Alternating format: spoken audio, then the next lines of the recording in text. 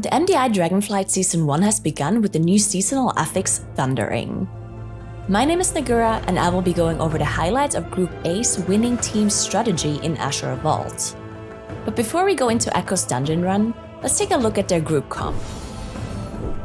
The tank is a Dwarf Protection Warrior, with a lot of survivability, damage output, and Battle Shout. For healing, they chose to put Zalia on a Preservation Evoker, providing a lot of strong healing cooldowns and very useful utility, especially for the Sanguine affix present in this dungeon. As for the damage dealers, they decided to go with an Unholy Death Knight as their main AoE damage source for their MDI style pulls. Additionally, they went with a Feral Druid, also providing a lot of AoE damage, while keeping up great priority target damage as well, on top of buffing everyone with Mark of the Wild. And lastly, a Shadow Priest, with a very versatile damage profile and bolstering the Unholy DK's damage even further with Power Infusion. This comp is also great for off-healing, with Feral's Nature's Vigil and the Shadow Priest's Vampiric Embrace. Echo dealt with a lot of the enemy forces required in this dungeon in only 7 overall trash pulls, containing 100 total mobs. Let's break down some of their pulls. As they move in, Now pulls the left and the right Lasher pack, and everyone moves around the corner line of sighting their casts to make sure they all gather up. Additionally, they also pull an Arcane Tender and 2 more Lasher packs inside, for a total of 13 Lashers and 1 Arcane Tender, adding up to 17.8% enemy forces. Some initial casts are not interrupted, but they use Dwarf Racials and Mask Spell to remove the debuffs from the group. As soon as they are stacked up with the help of the DK's Abomination Limb, Zalia uses Oppressive Roar into Deep Breath combo for a long AoE stun, and Now uses Disrupting Shout to make sure no casts go through.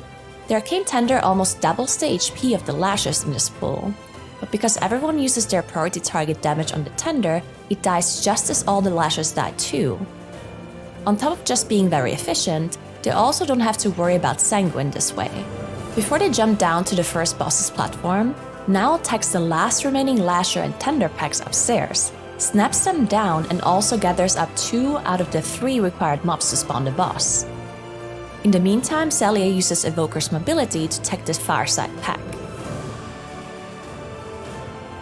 As soon as Lamer is attackable, they pull the boss and use Bloodlust and all offensive CDs. They had saved Lust for the boss because the first pull of the dungeon wouldn't give them full uptime.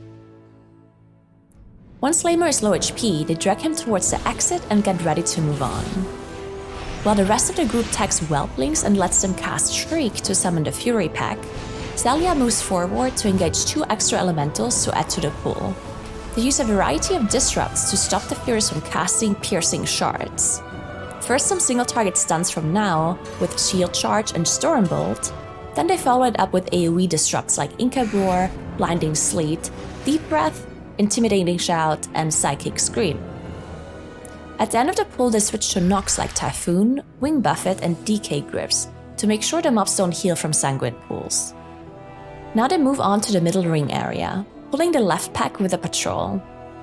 They don't have many offensive cooldowns available here, but they make sure to mark all of the elementals for their pre-assigned interrupt rotations on the Waking Bane cast, to make sure no one gets put asleep.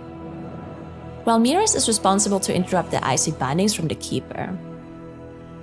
Now starts kiting the pack at the end of the pull, playing around the Sanguine affix. Now they jump down to the next platform. To reduce fall damage, Zalia uses Glide, Now leaps into the pack, Gingy uses Cat Form Wild Charge, and Clicks levitates himself while gripping Miras to safety. Only Gingy uses his cooldowns on this pull, while everyone else saves their CDs for the next big pull coming up. They now move to Azure Blade and gather up every trash pack in this area except 1. While Now gathers up 6 guards, 2 keepers, and the lieutenant, Miras uses Chains of Ice and grips on the attendants to delay their arrival into the pool. The attendants have a lot less HP than the rest of the mobs. That's why they don't want them to be in initially, so they don't drop Sanguine pulls early, healing the higher HP mobs. There's a lot of damage on Now as well, so he had to make sure to have all of his defensive CDs ready going into this pull. He uses 2 charges of Shield Wall, Spell Block, Last Stand, and Zalia's Time Dilation to stay alive. Additionally, Clix is using Master Spell and Single Purges to remove Brilliant Scales off of the mobs, reducing their magic damage taken by 30%. This is important because Unholy Decay is mainly doing magic damage on top of Clix and Zalia's damage as well. They pull the last pack on top of the boss, finishing off the 2 attendants quickly to make sure the Sanguine Pool spawn outside. They keep the Keeper alive throughout the first intermission phase, while Now is tanking the Keeper, interrupting the icy bindings. The rest of the team is focusing the illusions.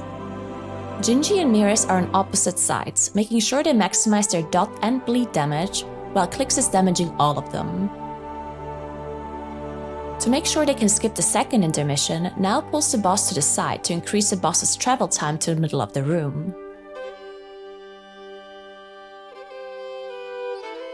Next up is a huge frog pool. They skip the initial breaker with Mind Soothe, then Now picks up all of the frogs and the looters and walks downstairs, while the rest of the team makes sure to not do any damage or healing to not get aggro preemptively.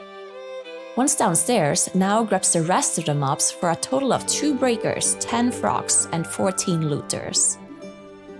They focus down one of the breakers as soon as possible to stop the Devil Roars and Shoulder Slam combos, because they can easily one-shot a player.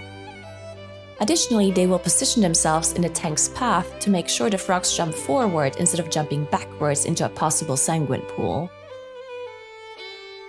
Now they are done with their enemy forces. They skip the last 2 breakers with Mind Soothe and finish off the last 2 bosses for their record clear of 18 minutes and 39 seconds. Of course, these strategies are incredibly risky and so well executed, so huge shout out to Echo for pulling off the victory this weekend. Amazing job. I hope you enjoyed the breakdown of this run, and if you did, make sure to tune in to the MDI this weekend. Don't forget to subscribe to the channel for more content like this, and we'll see you in Azeroth.